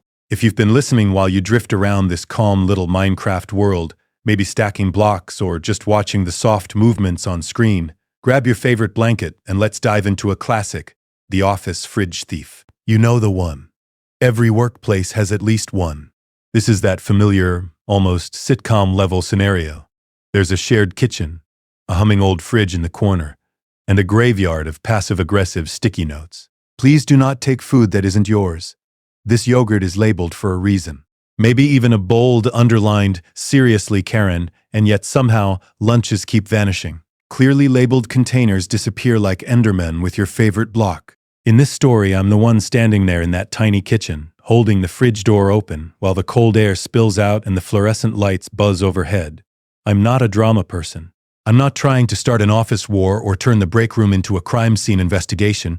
I just want to eat my carefully prepared lunch in peace and get through the day without my stomach growling through the afternoon meeting. But day after day, I'd open that fridge and see the same sad sight, my name written in thick marker on a container that simply wasn't there anymore. That little rush of disappointment hits harder than you'd expect. You wake up early, cook something nice, maybe a cozy leftover from the night before in your apartment, and then some mystery coworker decides it's their free buffet. It's low stakes, but it wears on you. Now I know revenge and sleep sound like a weird combo, but this is the gentle kind. No harm, no danger, no ruined careers, just a lunch that looks perfectly normal from the outside, waiting quietly like any other Tupperware, but with a tiny twist that the thief will definitely not enjoy as much as they expect. Think more mild chaos than HR investigation. Here's the pattern interrupt. Instead of another angry note or a confrontation in the hallway, I decided to get just a little bit creative with the menu. A meal that would be totally safe, but let's say significantly spicier than your average Tuesday pasta. The kind of spice that makes you reach for water and question your life choices, but not call an ambulance. As we keep building and the Minecraft music settles into that soft background hum, I'll walk you through the shared kitchen, the escalating frustration, and how I packed the most innocent-looking lunch with a secret twist the thief never saw coming. Story 7. Packing the perfect trap lunch, setup, execution, and payoff. So, picture this with me while the Minecraft music hums in the background and the little particles drift lazily across the screen. We're in that shared office kitchen again, fluorescent lights buzzing softly, and my protagonist is standing there thinking, all right, if you want my lunch so badly, you can have it. Upgraded. It's cozy, it's quiet, and the revenge is about to be very, very flavorful. They go home to their apartment the night before and start cooking with almost scientific focus. The base dish is something innocent and comfortable. Creamy pasta with roasted veggies, or maybe a bright stir-fry with glossy sauce. But then comes the twist. They fold in a concentrated, slow-burn heat, the kind that doesn't hit right away. Extra chili oil, crushed pepper, maybe a dab of ultra-spicy paste. Not dangerous, just assertive. On top, they sprinkle fresh herbs, add a neat drizzle of sauce, arrange everything so it looks like it belongs in a food ad. Then comes the label. Big, clear letters. OP's lunch, please do not eat. Maybe even a little smiley face to keep the vibrations light. No traps, no hidden ingredients, nothing someone couldn't handle if they'd just eaten their own food. It's simply the most appealing, obviously claimed dish in the fridge. To be safe, our protagonist also packs a plain backup meal and tucks it in their desk drawer, like a cozy little insurance policy. The next morning, they slide the masterpiece into the office fridge, right at eye level, front and center. Then they walk away and let the day unfold. Meetings, emails, that soft white noise of keyboards and quiet music leaking from someone's headphones. All the while, they're half expecting that familiar disappointment, knowing their lunches have vanished before like it was some kind of open buffet. Lunchtime rolls around, they stroll into the kitchen and, surprise, the beautiful lunch is gone. Only the labeled container remains, scraped suspiciously clean. No scene, no confrontation. They just smile to themselves, grab their backup meal, and head back to their desk. About 20 minutes later, it starts. Across the room, a certain coworker is looking. Warm. A little too warm. They're fanning themselves, gulping water, cheeks turning pink. Maybe they keep dabbing at their forehead with a napkin, pretending everything is totally normal, while their mouth is clearly on fire. Our protagonist quietly eats their simple desk lunch, perfectly comfortable, watching out of the corner of their eye. There's no public call-out, no big speech, just a private moment of, "Ah, you found it," shared only in their own head. After that day, the lunches stop disappearing. The fridge becomes peaceful again, like a calm Minecraft base after a creeper scare that teaches you to light up your surroundings. And there's something gently funny about it, right? No screaming, no HR meetings, just a small, harmless discomfort that nudged someone's sense of boundaries back into place. Sometimes the warm, fuzzy feeling of justice being served doesn't come from ruining someone's life, but from letting them learn, quietly. As we keep building and you grab your favorite blanket, let's dive into how this same soft, steady approach shows up in a much messier office situation next. Story 8, the neighbor's parking spot, and the measured response, hook and theme.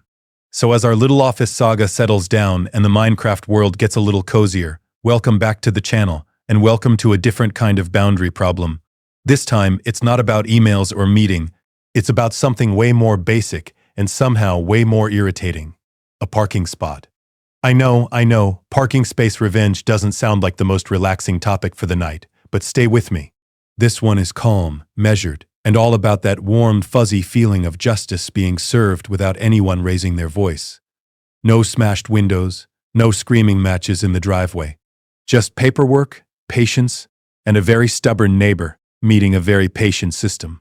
Grab your favorite blanket, let the soft Minecraft music and blocky little footsteps settle into the background, and let's dive into Story 8, the neighbor's parking spot and the measured response.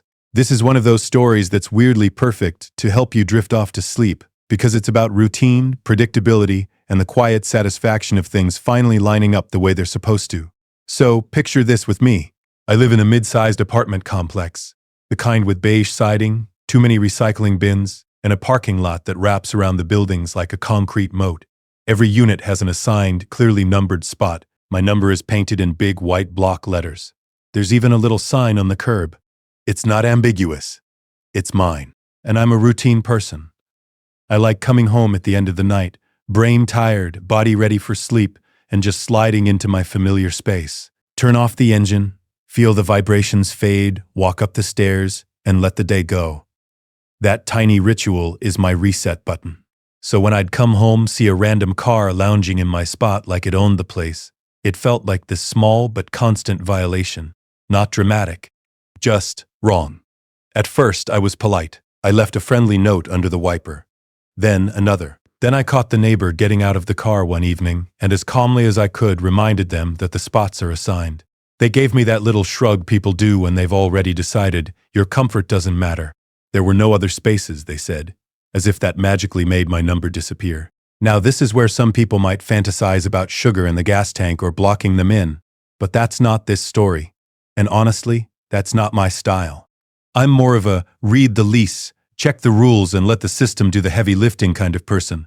This is going to stay low drama, fully above board and strangely cozy. So instead of plotting destruction, I started quietly gathering information.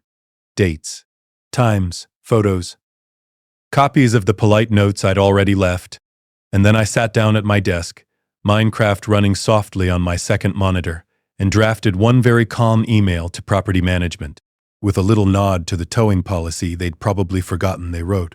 The best part? Management didn't ignore it. But the way they chose to handle it turned the whole situation into a slow-burn, bedtime-friendly kind of revenge, and it all started the next Friday night, when my neighbor came back late from a party and found a very unexpected surprise waiting where my car should have been. Except this time, the surprise wasn't for me. Hey everyone, welcome back to the channel.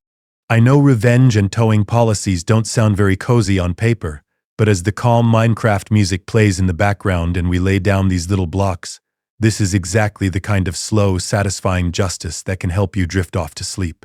So, grab your favorite blanket, get comfortable, and let's dive into how this all quietly came together. After that late-night party incident, I decided I was done relying on verbal promises. No more, "Oh, I'll move it in a minute," with nothing to back it up. Every time I came home and found their car sunk confidently into my numbered spot, I took a clear, time-stamped photo. I'd step back to get the apartment number in frame or the big sign with the towing rules right above their bumper.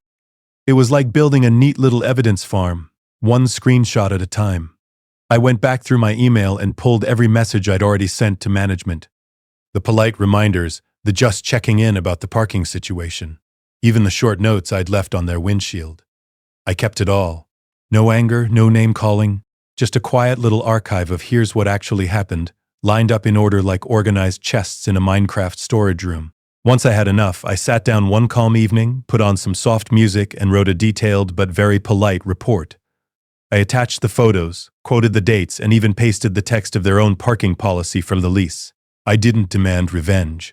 I just asked that the rules be enforced consistently, because I was paying for a spot I could almost never use. It was the bedtime story version of a complaint.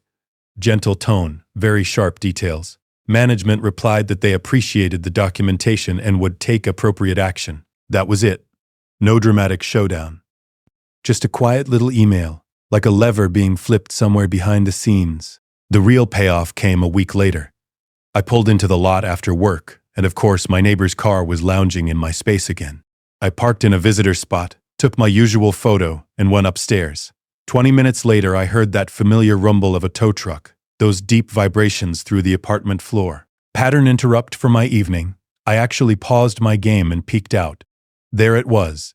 Tow truck, hook, paperwork, no yelling, no chaos, just the system doing exactly what the posted sign had promised all along. My neighbor knocked on my door later, clearly annoyed, asking if I'd said something. I calmly explained that I'd just sent management the photos and asked them to follow the rules. When they tried to argue, management backed me completely, pointing to the timestamps and the repeated violations, and that was the warm, fuzzy feeling of justice being served. No screaming, no sleepless night, just a quiet reminder that sometimes the most satisfying revenge is giving the system enough information to finally work. In the next part, though, things shift just a bit, because my neighbor doesn't take that lesson quite as gracefully as you might hope. 126:35. Late night lull, Minecraft, breathing, and your sleep ritual. Because my neighbor doesn't take that lesson quite as gracefully as you might hope. But before we get into that, I want to slow things down with you for a minute. Right now, in the Minecraft world, I'm just wandering through the base we've been quietly building together tonight. No rushing, no big projects, just a slow walk past softly lit hallways, little lanterns on the walls, and that cozy glow spilling out of each room like warm music. Think of this part as the late-night lull of the party.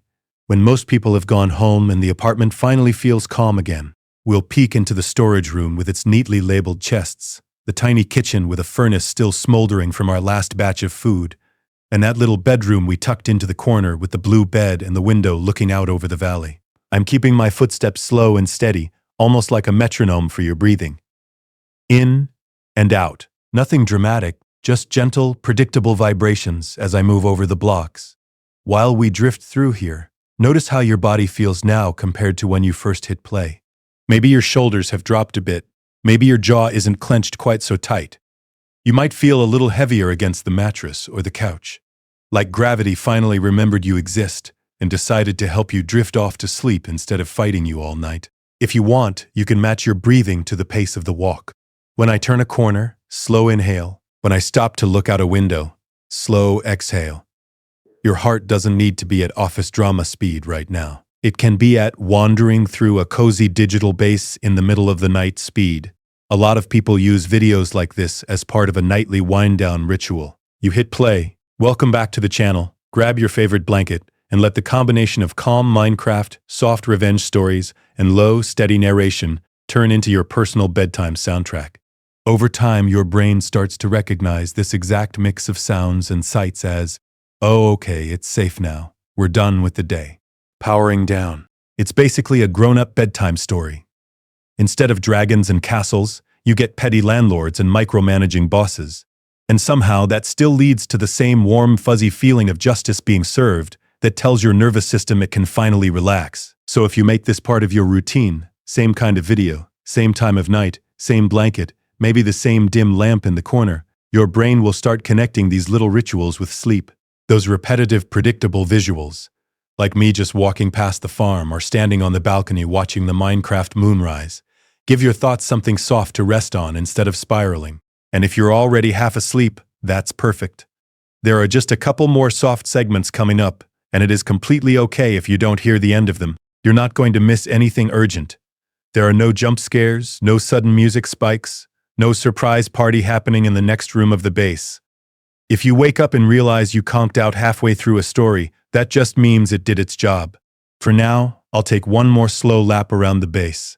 Let the quiet footsteps and the gentle cave ambience wrap around you, and then we'll ease into the next little chapter with that same calm, sleepy energy. So as I'm looping around this little Minecraft base, you've probably noticed a pattern in the stories we've wandered through tonight.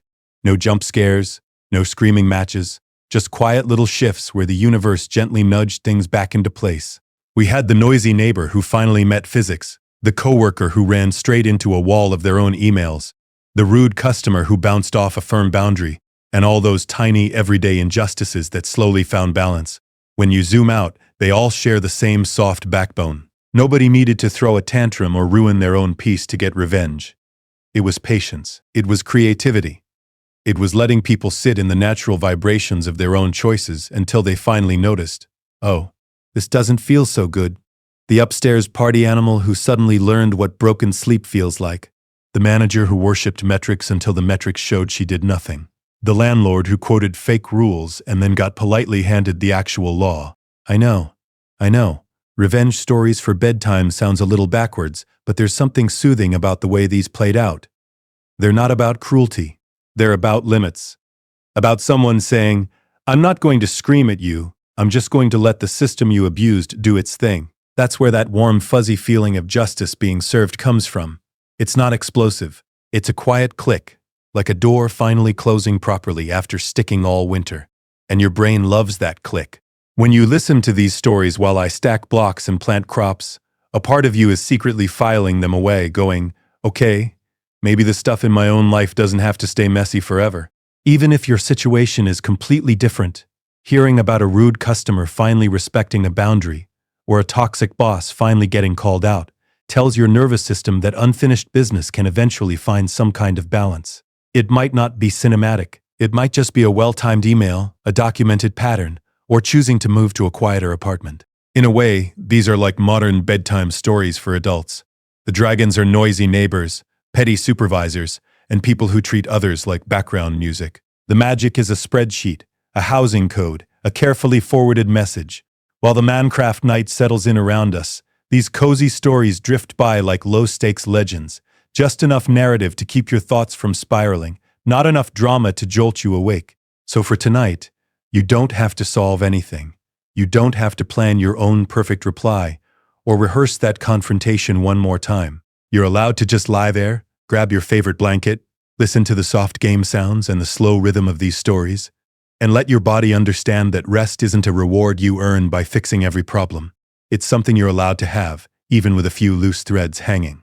As I start smoothing out this path and placing a few more lanterns, we're going to lean into that idea even more, because the next story, well, it starts with someone who thought they'd gotten away with everything. But before we dive into that, I just want to say a soft little thank you for being here tonight. Whether you've been hanging out since the very first story, or you fell asleep somewhere back when I was still placing the first few lanterns along this path, you're still part of this cozy little night with me. Even if your eyes are barely open, your brain half in a dream and half listening to these stories, you're welcome here. If you're still awake enough to notice the Minecraft world on screen, you can see I'm just slowly smoothing out this path, adding tiny details, letting the blocks and the music do most of the work. That slow, repetitive motion, the soft vibrations of the ambient sounds, all of that is here to help you drift off to sleep without you needing to try. You don't have to follow every twist of every revenge plot. You can just let the words blur into background noise. And if this mix of Reddit stories and quiet Minecraft building has been comforting for you, you're always invited to come back another night. No pressure at all. This isn't a hype party or anything. It's more like a calm apartment where the lights are low, the kettle's on, and there's always one more story ready if you need it. If you want to, you can subscribe so you can just tap in next time. Your brain won't slow down. If not, you can just remember, welcome back to the channel whenever you wander in. You might even want to set a little sleep timer on your device so this can just fade out on its own. That way, you don't have to stay half awake waiting to hit pause. You can close your eyes, grab your favorite blanket, get comfortable, and let the video take care of itself while you drift. Think of it like telling your brain, we're off duty now. Whenever you're awake and feel like typing, I'd love to hear in the comments what kinds of stories and Minecraft ambience help you relax the most. Maybe you like slow terraforming like this, or quiet mining, or just decorating a tiny cottage while we read something wholesome instead of intense revenge. Sharing that helps me shape future nights so they match the cozy rhythm your brain likes best. For now, though, you don't have to do anything. No notifications to answer, no problems to solve, nothing in this moment is urgent. Rest is not laziness, it's maintenance. You're allowed to close the book on today, even if a few pages feel unfinished. Let your shoulders drop, unclench your jaw, and let the warm, fuzzy feeling of justice being served slowly blur into simple, gentle sleep. As I finish this little stretch of path and place a couple more lanterns, we'll ease into that next story about the person who thought they were untouchable and found out, very quietly, that they weren't. But we'll leave that one for another night. For now, I'm going to let everything slow, way down. The pickaxe goes away. The last lantern is placed. The path just ends. softly, in the grass. Torches flicker along the village street like tiny, blocky candles, and the apartments of all these little Minecraft villagers are already dark. No party, no chaos, just that cozy hush that settles in after a long, strange day of stories and revenge.